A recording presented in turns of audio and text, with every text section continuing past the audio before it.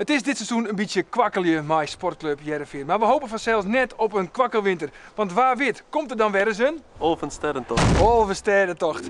Want ja, we weten vanzelfs alle jaar waar de laatste Olvensterrentocht woen. In joggetje zo'n joggelig. Want, Derrel? Rientje. Angen en Hulzenbos, Angen en Hulzenbos. Rintje, nee. Falco. Laatste spurt van Hulzenbos, maar dat is Henk Angen en... Nee, Falco ik niet. Wist wat? Wij gaan naar het Reetriedersmuseum Hielpen. in Hielpen. Derrel, dit is Gauke Boertsma. Hij weet alles over de Olvensterrentochten. Ook die van 63?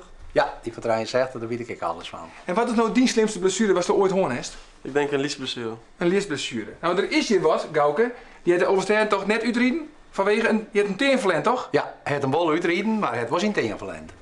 En die teen die hebben we hier in het museum. Dat is heel bijzonder natuurlijk.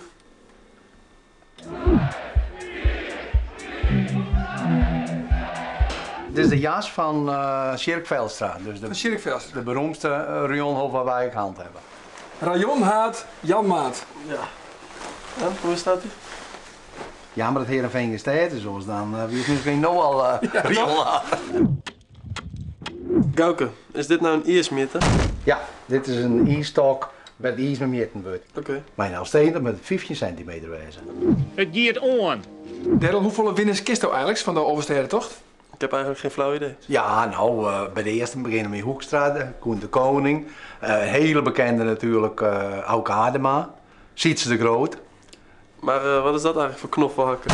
Dit is een van de bekendste Elfsteden, toch? Dat is Reinier Paping. Hoe Reinier Paping na een unieke solorit van 100 kilometer als eerste aan de finish komt. Dat ziet er niet meer zo fris uit. Nee, met 200 kilometer en een hele dag beuken. Ja, oké. Dat is alles wat is een voetbalwedstrijd. Ken je trouwens deze man? Poeh, die komen wel vaag bekend voor. Ik heb met voetbal heb ik wel eens last van mijn hak. Zou dat wel een skiethakker kunnen zijn? Nou, het zou best kennen wat een skiethak is.